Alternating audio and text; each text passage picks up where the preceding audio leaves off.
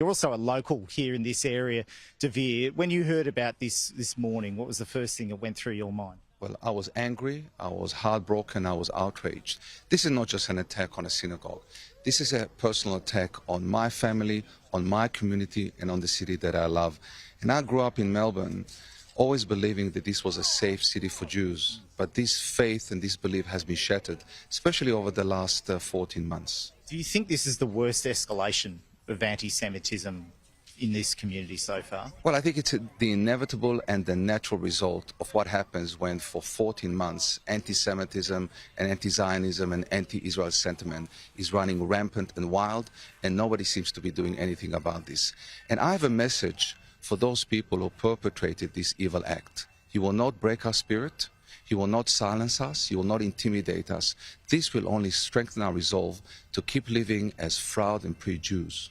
What do you make of the response from political leaders to this attack so far? We've heard from the Prime Minister who's condemned it. The Premier has also put out a statement. Do you think that's enough? Well, I appreciate the sentiments both by the Premier and the Prime Minister, but the time for words is over. What the Jewish community who is sick and tired of the frontal assault on our way of life, on who we are, is we need action.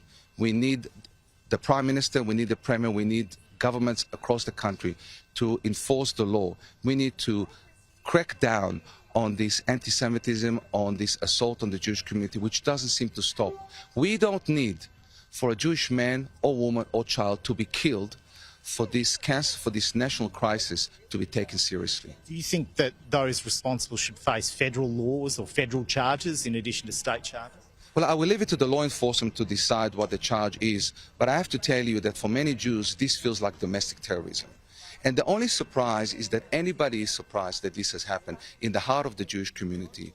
And we are going to be fighting back. We will not allow our lives and our way of life to be destroyed. Enough is enough. And my call again is to the Prime Minister, to the Premier, stand shoulder to shoulder with us, lock arms with us, and use all the tools available to make sure that we feel safe in our city and in our nation. Dvir Abramovich, thank you very much for your time. I do appreciate it. Dvir Abramovich from the Anti-Defamation Commission joining us here.